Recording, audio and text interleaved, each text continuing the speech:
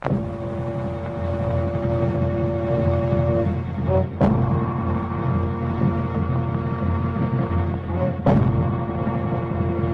the 7th of August, 1941, in the city of Calcutta, a man died.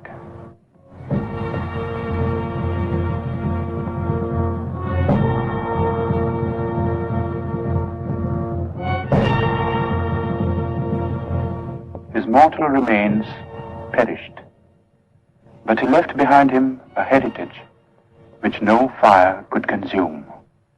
It is a heritage of words and music and poetry, of ideas and of ideals, and it has the power to move us, to inspire us, today and in the days to come. We, who owe him so much, salute his memory.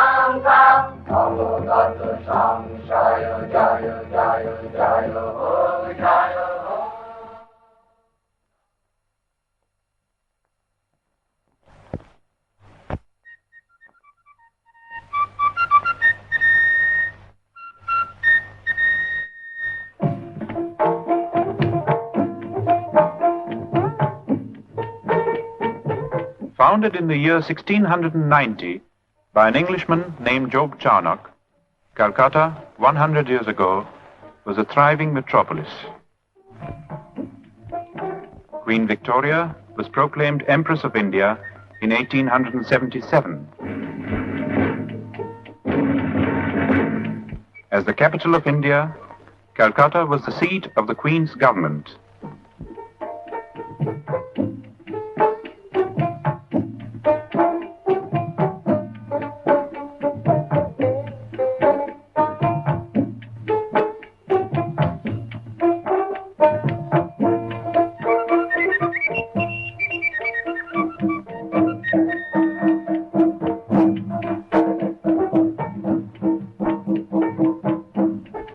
Northern part of the sprawling city, in the area known as Jorashako in Chitpur, was the family residence of the Tagores.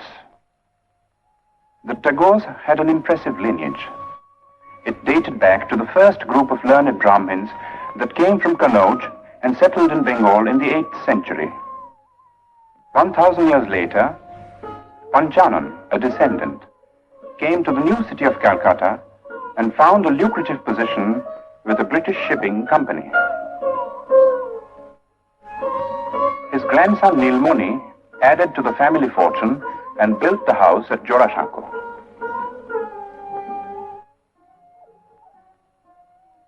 The peak was reached with Nilmoni's grandson, one of the most brilliant and colorful figures of the 19th century. Rabindranath Tagore combined cultured sophistication with a largeness of heart and a rare degree of business acumen. Coal, sugar, indigo, exports, banking, newspaper. There was no end to his enterprises, and he succeeded in all. If his earnings were fabulous, so were his spendings.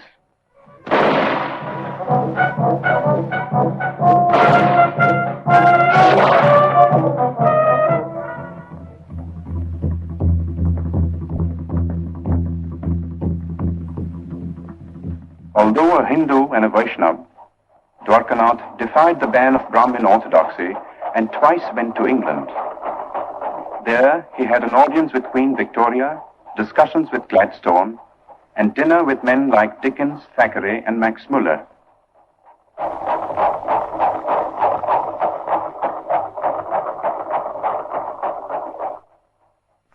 shortly before his death in England, Dwarkanath had written to his eldest son in Calcutta, reproving him for neglecting the family's business affairs. For some years past, young Rabindranath had been developing tendencies which might well have distressed his father. It began in a burning cart. The last rites were being administered to Rabindranath's grandmother. Not far away, on the riverbank, sat Rabindranath. Like many a rich man's son, he had been leading a wayward life. But tonight, he was overcome by a strange feeling.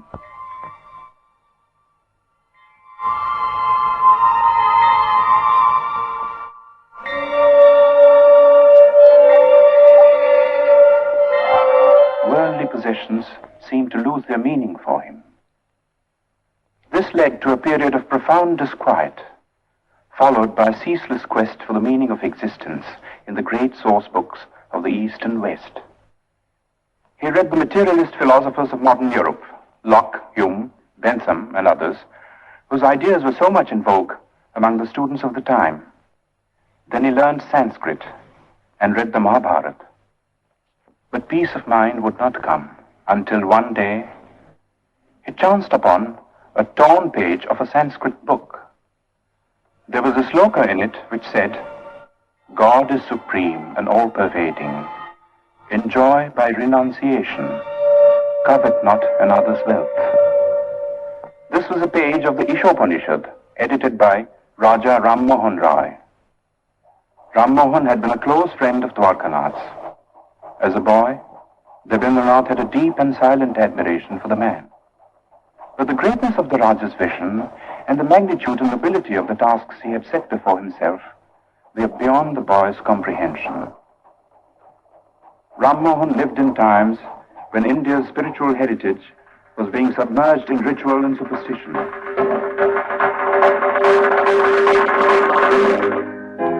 While in the West, a whole new concept of humanity was emerging. Ram Mohan advocated Western education for Indians because he wanted the new ideas of the West to spread in the country.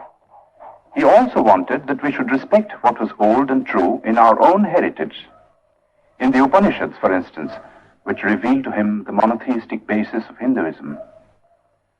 Ram Mohan's work was left unfinished by his death in England.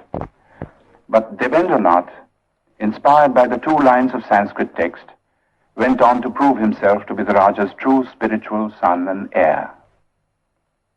Rabindranath suffered social ostracism for preaching the monotheistic faith that he called Brahmoism. But to his followers, and there were many, he was Maharshi, the great sage. When Rabindranath was born, the Maharshi was 45 years old. His wife Sharada Muni was 33. Rabindranath was the 14th child.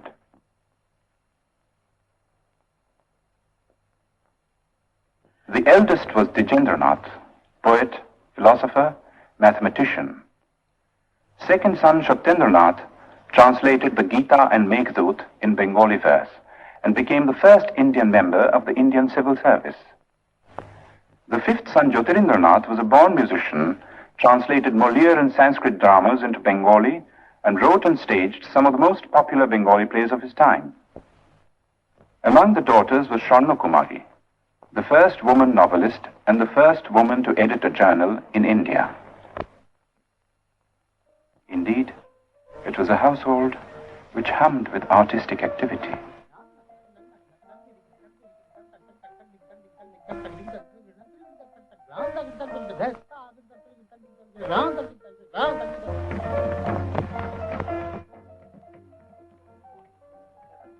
Oh, what else? As shall I couple hell? Oh, fie, hold my heart. And you, my sinews, grow not instant old, but bear me stiffly up. Remember thee? For Roby, the time hadn't yet come to participate in the activities of the elders.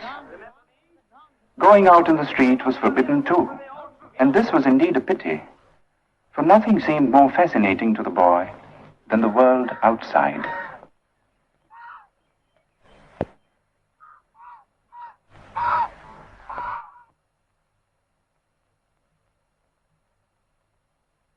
At the age of 7, Robbie was sent to school.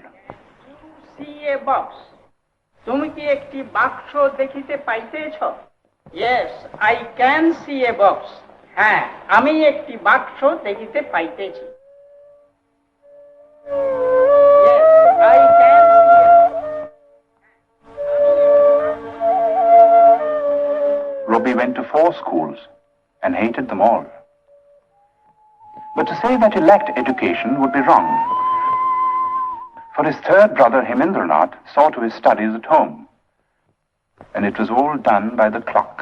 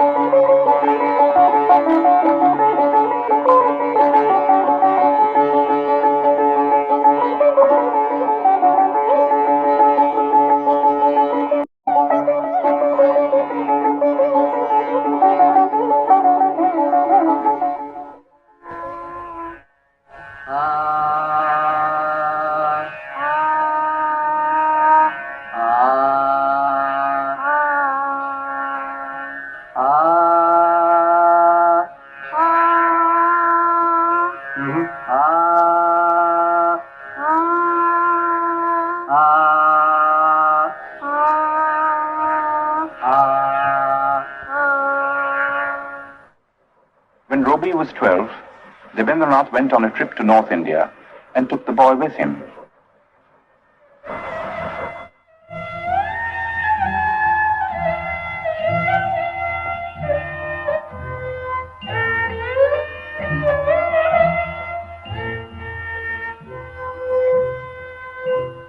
The last stop on a long tour was the rest house on Bakrota, the highest hill in the hill station of Dalhousie in the Punjab.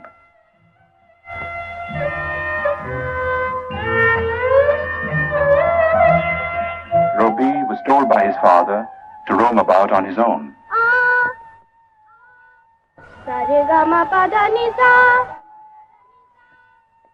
He was also taught to rise before the sun.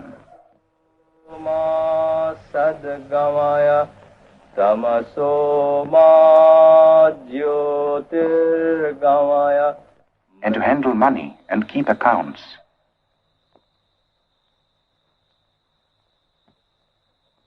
The days often ended with the boy singing devotional songs to his father.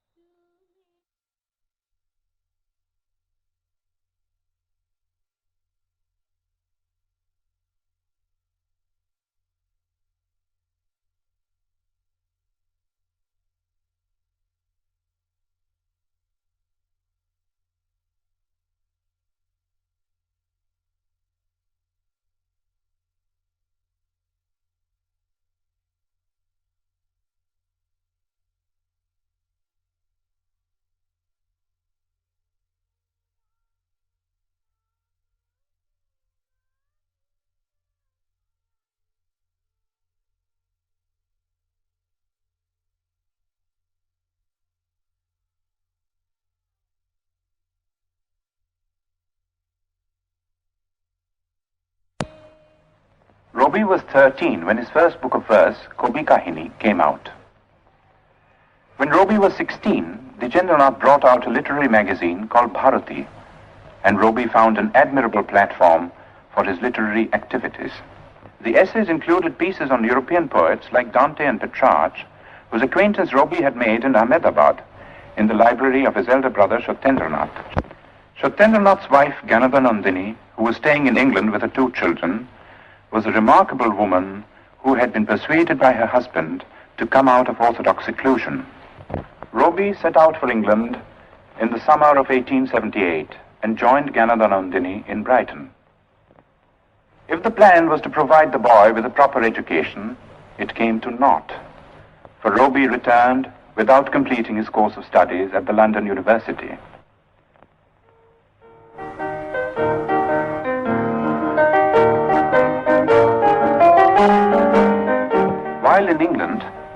Rabindranath had become acquainted with Western music.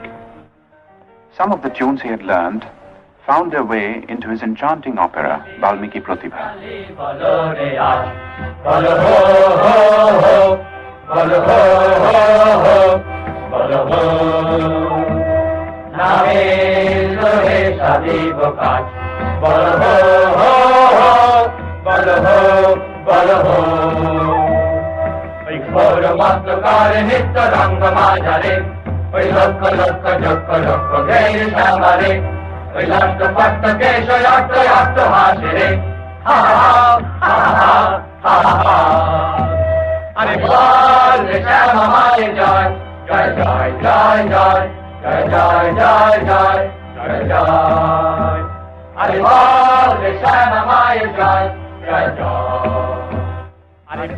There were other tunes, however, which came from classical Indian ragas, used for the first time in an operatic context.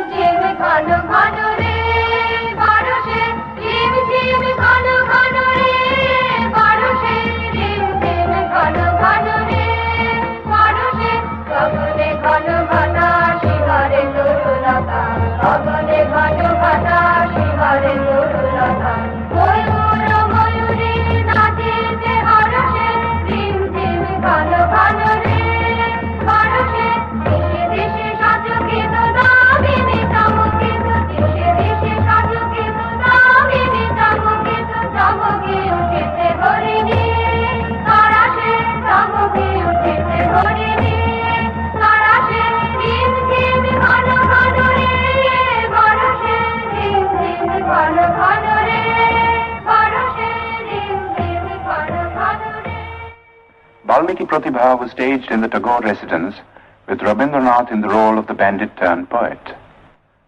The rest of the cast, too, was composed of members of the Tagore family, all gifted with varying degrees of talent for acting and music. Among those who saw and praised this performance was the greatest literary figure of the time, Bong Chatterjee. A year later, when Rabindranath's Shanda Sangit was published, Bankim Chandra personally congratulated the poet and acknowledged his preeminence among the rising writers of the day. Of all the members of Robi's family, two were closest to his mind and heart. They were Jyotirindranath and his wife.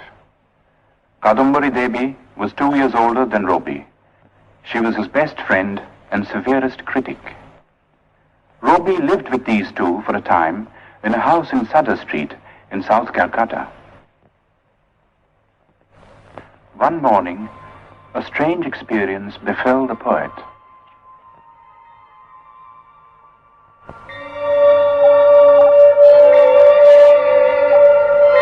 One day, while I stood watching at early dawn, the sun sending out its rays from behind a tree, I suddenly felt as if some ancient mist had in a moment lifted from my sight, and the morning light on the face of the world revealed an inner radiance of joy. The poem I wrote on the first day of my surprise was named The Awakening of the Waterfalls.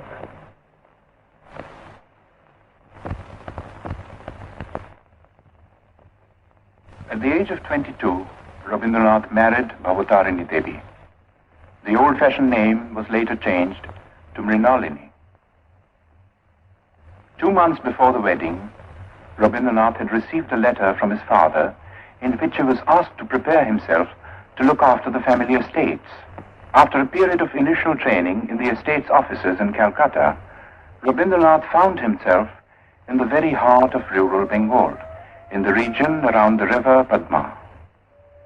With a worldly wisdom unusual in a poet, but characteristic of the Tagores, Rabindranath in later life set about in a practical way to improve the lot of the poor peasants of his estates, and his varied work in this field is on record.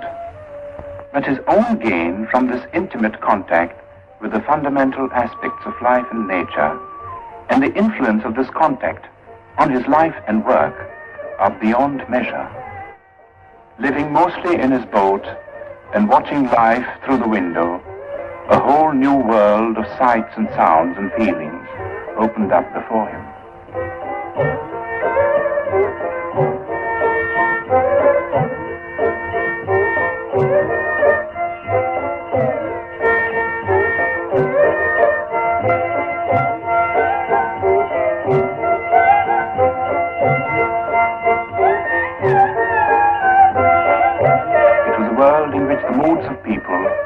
and the moods of nature were inextricably interwoven.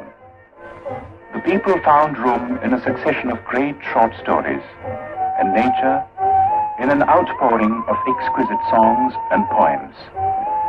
Dominant was the mood of the rains, exultant and terrible.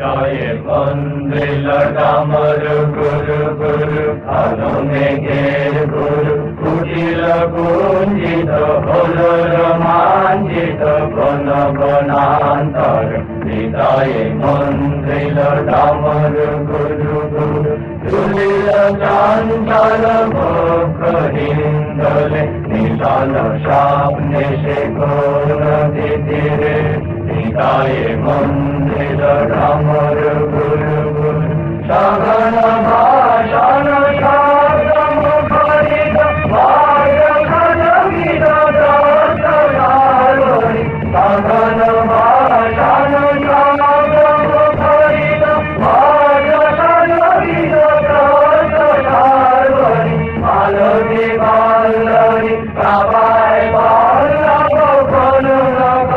Kalana Kanana Shankita Chilankita Hridaya Mandila Damadu Guru Guru Alamege Guru Kutila Kuntita Kola Ramantita. In 1901, Rabindranath was 40 years old. His already enormous output of poems and plays had been gathered in one big volume. It comprised 21 books and included Shonarturi, his first masterpiece. The same year, 1901, marked an event of a somewhat different nature. In Bolpur, in the district of Birbhum in West Bengal, Rabindranath had acquired some property in 1862, 1 year after Rabindranath was born. The property was made over to a board of trustees, and the deed specified that the place was to be used for meditation on the supreme formless being.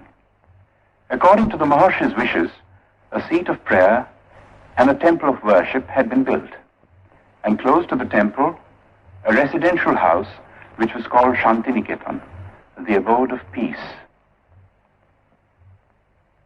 Rabindranath had been worrying about the education of his children, and had decided to start an experimental educational institution in Shantiniketan. It was to be a school, but not like the schools that had been the nightmare of his own childhood.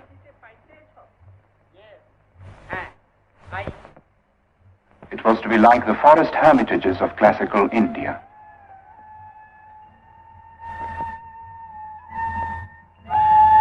But to bring it into being was not an easy task. For one thing, it cost money. Rabindranath was obliged to sell, among other things, the copyright of his books. His wife added her bit by selling her wedding ornaments. 2 months after the school was opened, she was taken ill. 3 months later, at the age of 29, she died. For Rabindranath, it was the beginning of a series of personal tragedies. 9 months after his wife's death, his second daughter Renuka passed away. The hardest blow of all came 4 years later. Youngest son Shomindro took after his father in many ways. He was only 13 when he fell a victim to cholera. It was in the midst of these bereavements that Rabindranath participated in one of the greatest political upheavals in the history of India. In December 1903 was published the decision of India's Governor-General Lord Curzon to split up Bengal into 2 provinces. The idea was to create a separate province with a Muslim majority, which would induce a rift between the 2 main religious groups and avert the possible growth of a united front against the government. But in proposing the partition, Curzon merely fanned the flame of patriotism that had been smoldering in the minds of certain visionaries all through the period of the Renaissance in Bengal. These men now came to the fore and led the millions to rise in protest.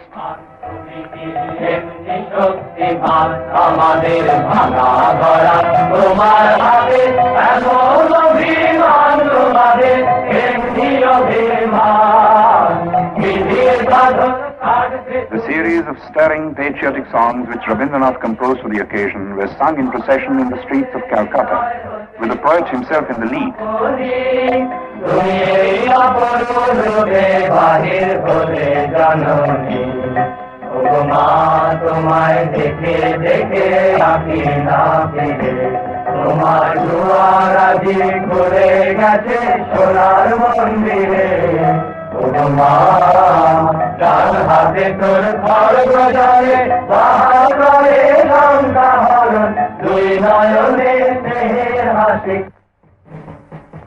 On October 16, 1905, the partition became an accomplished fact.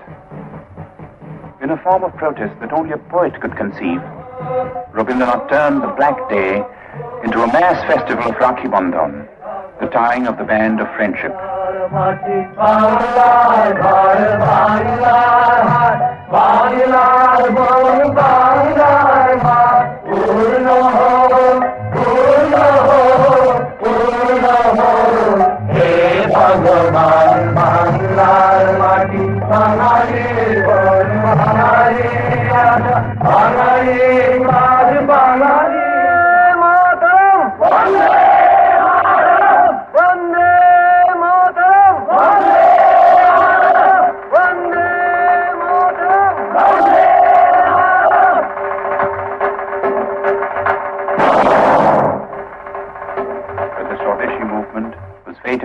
And assume a character which was not possible to foresee in its early stages. While admitting the bravery and patriotism of those who killed or were killed in a reckless bid for freedom, Rabindranath could not condone terrorism. He stated his credo in clear terms. The path of violence was not for India.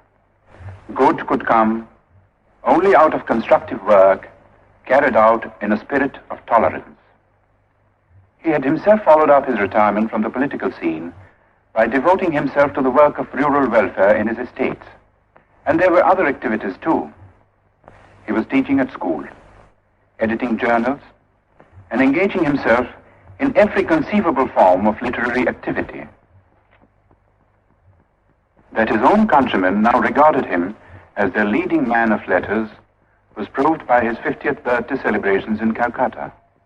Sponsored by the Bengal Academy of Letters and attended by thousands, it was a unique occasion and the first time that such an ovation had been given a literary man in India.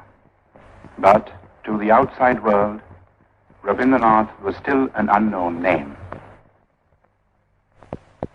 The object of Rabindranath's visit to England in 1912 was to study the educational methods of the West and also to acquaint the West with his own work at Shantiniketan. He happened to carry with him on this occasion a notebook containing his own English translations of some of his songs, mainly from Gitanjali. He showed these translations to the English painter William Rothenstein, who had met him on an earlier visit to India. Rothenstein was so impressed that he sent a copy of the translation to the well-known Irish poet Yeats.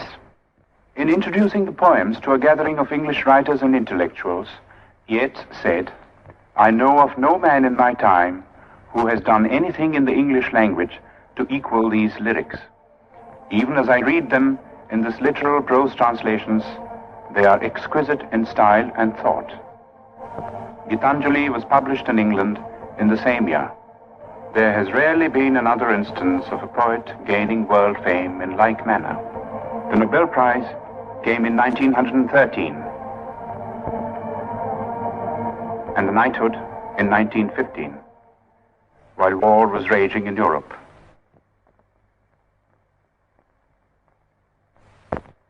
Touring the United States and Japan in 1916, Rabindranath made eloquent appeals for peace. He felt that world peace could only be achieved through intellectual cooperation between nations. He said, "The call has come to every individual in the present age to prepare himself and his surroundings for the dawn of a new era. when man shall discover his soul in the spiritual unity of all human beings.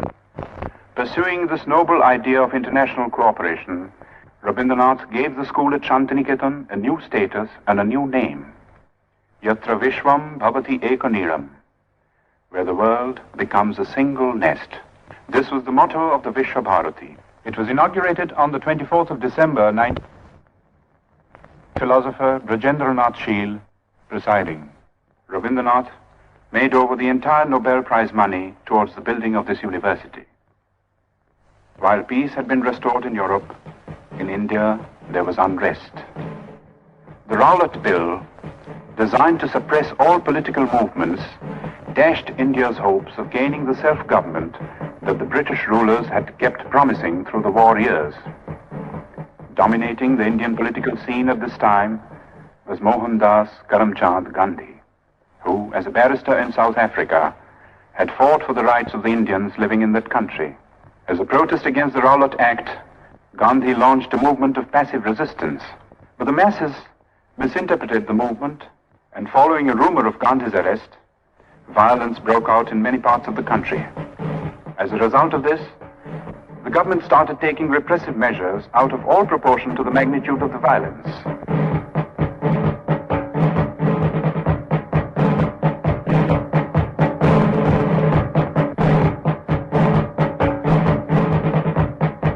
In the Punjab, martial law was declared.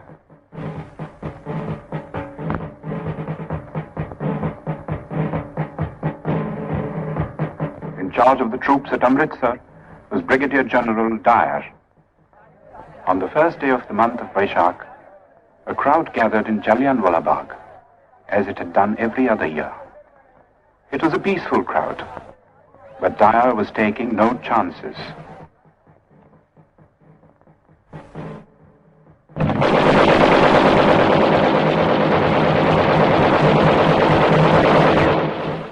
News of the Amritsar incident was suppressed by the government, but details filtered through to other parts of the country, and even to the abode of peace.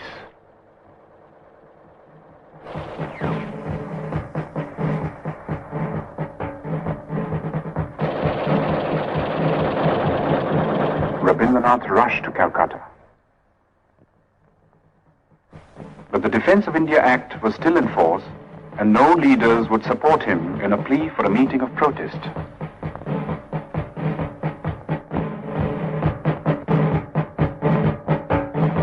At 4 o'clock in the morning of May the 30th, Rabindranath finished writing a letter.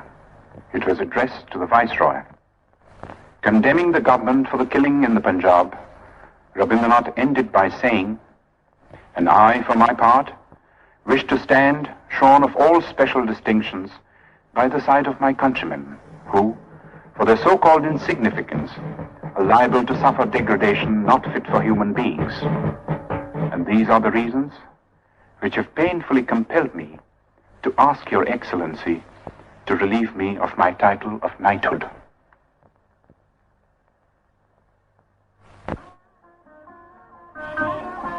The next 10 years of Rabindranath's life were filled with ceaseless activity. The urge to travel and the necessity to collect funds for his university took him to all parts of the world, and the West, as much as the East, welcomed him with open arms.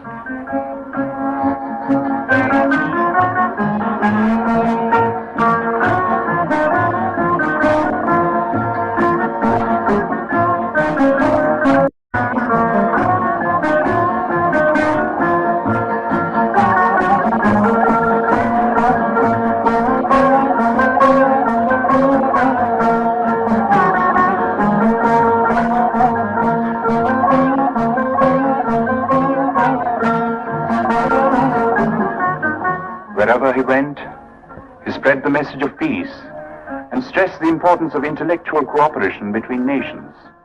He said, "We ought to know that isolation of life and culture is not a thing of which any nation can be proud. In the human world, giving is exchanging. It is not one-sided." He also said, "I do not put my faith in any new institutions, but in the individuals all over the world who think clearly, feel nobly, and act rightly. They are the channels of moral truth. His great humanist ideas found an echo in the best minds of Europe, and some of them became his close friends.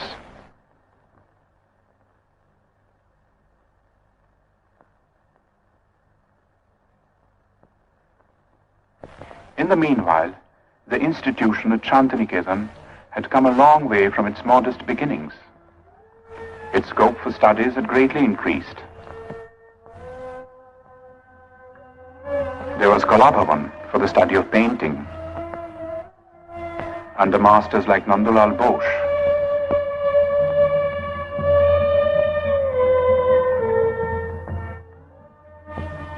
Who was himself a pupil of Rabindranath, the poet's nephew.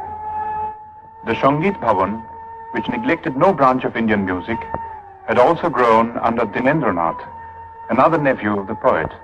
Special provisions were made for conducting Oriental studies, and scholars came from all over the world, stayed to lecture, for research, to exchange ideas. Such men were Levy, Winternitz, Lesny, Stenkonov. And there were some Europeans who did even more than that. Charles Freer Andrews, a missionary who was present at Yeats's reading of Gitanjali, and William Winstanley Pearson, who also met the poet in England, came to the ashram in its early days and stayed on until their death, working with a selfless devotion to the poet and his cause that few Indians could equal. Leonard Elmhurst was another Englishman whom Tagore had met in America. He was drawn by the poet's personality, came over to Shantiniketan, and took charge of the School of Rural Handicrafts, another of Rabindranath's experiments at Shurul, 2 miles from Shantiniketan. His last European tour began with a visit to Oxford, where he delivered the series of Hibbert lectures, which were later published as The Religion of Man. It was also on this last trip that Rabindranath went to Soviet Russia for the first time.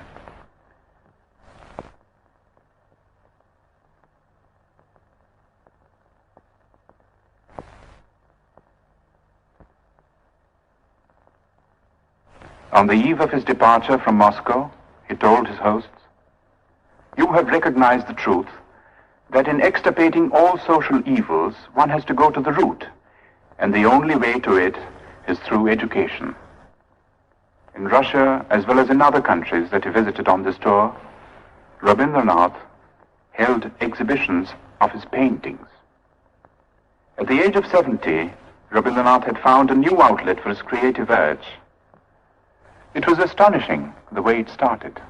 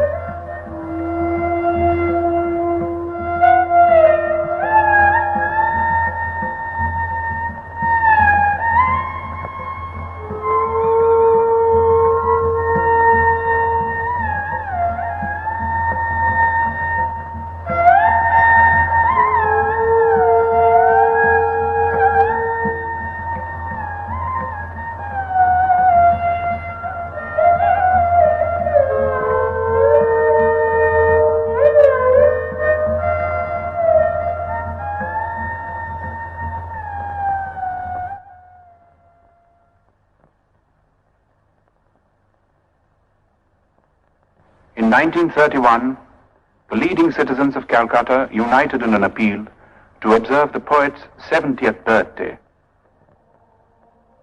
It was celebrated in a manner that was truly worthy of the occasion.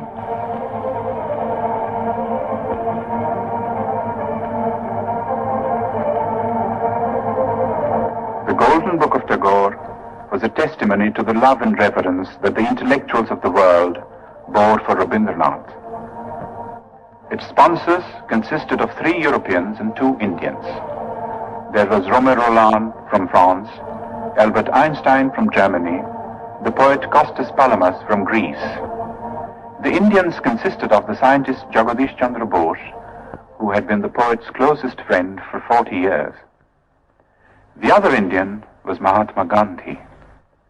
In physical appearance, in personal habits, and in general outlook, the two differed considerably. At several moments of crisis in India's political history, the two had disagreed over the course of action. But these were on the surface.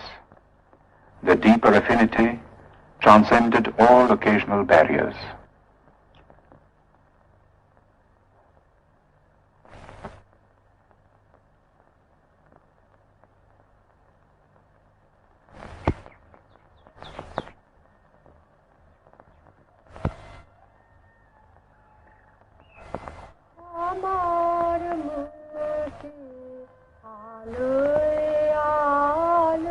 The last years of the poet's life were spent largely in his beloved Shantiniketan.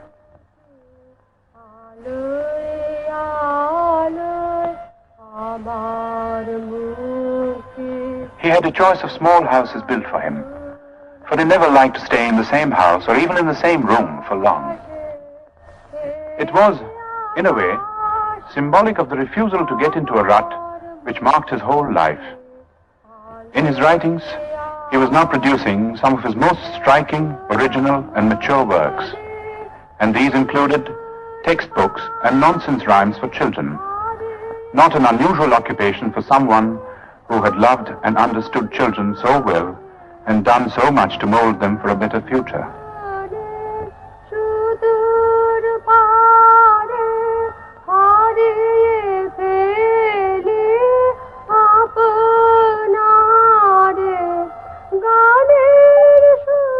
His health was failing, but calls of duty, which he was ever ready to answer, gave him little rest.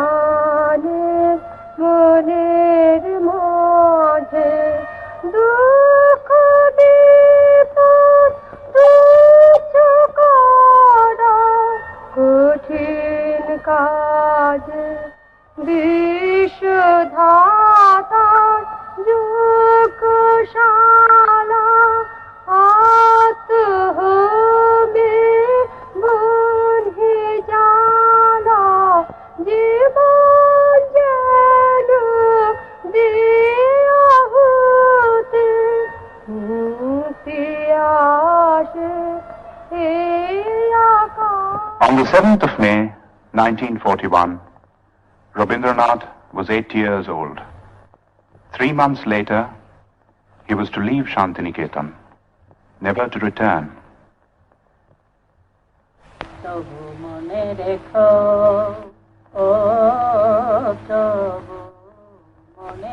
He would be taken to his ancestral house in Calcutta, fatally ill. In this house, once upon a time, a boy roamed the corridors. যদি দূরে যাই চলে তবু মনে রেখো।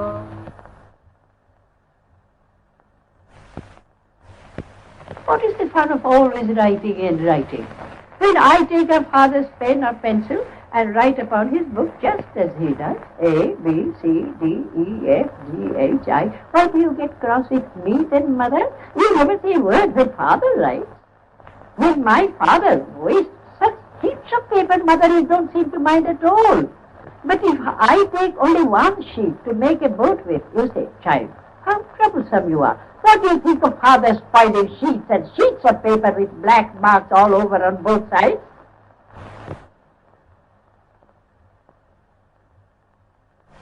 একদিন যদি খেলা থেমে যায় মধুরাতে তবু মনে রেখো, ও তবু মনে রেখো। একদিন যদি বাধা পড়ে কাজে শারদ প্রাতে মনে রেখো, যদি পড়িয়া মনে ছলো ছলো জল নাই দেখা দেয় নয়ন কোণে তবু মনে রেখো।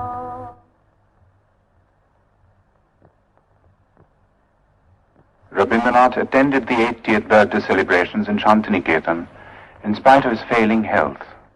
Today, for the occasion, he had composed a message, his last message to the world. It was called The Crisis in Civilization. It concerned itself with the state of the so-called modern civilization, a civilization that was being shaken to its very roots by barbaric wars of aggression.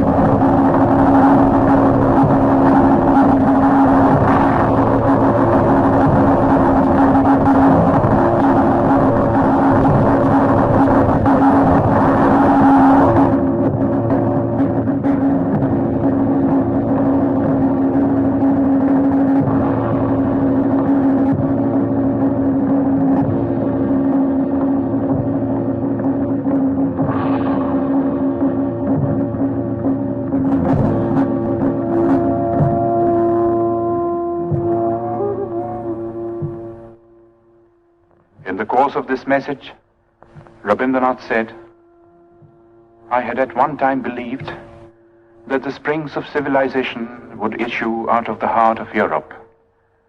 But today, when I am about to leave the world, that faith has deserted me.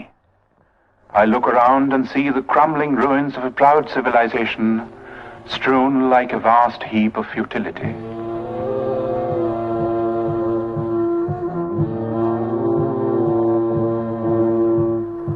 And yet, I shall not commit the grievous sin of losing faith in man.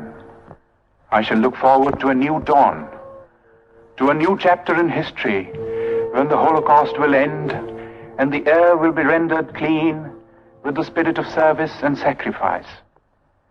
Perhaps the dawn will come from this horizon, from the east, where the sun rises. On that day, will unvanquished man retrace his path of conquest, surmounting all barriers to win back his lost human heritage.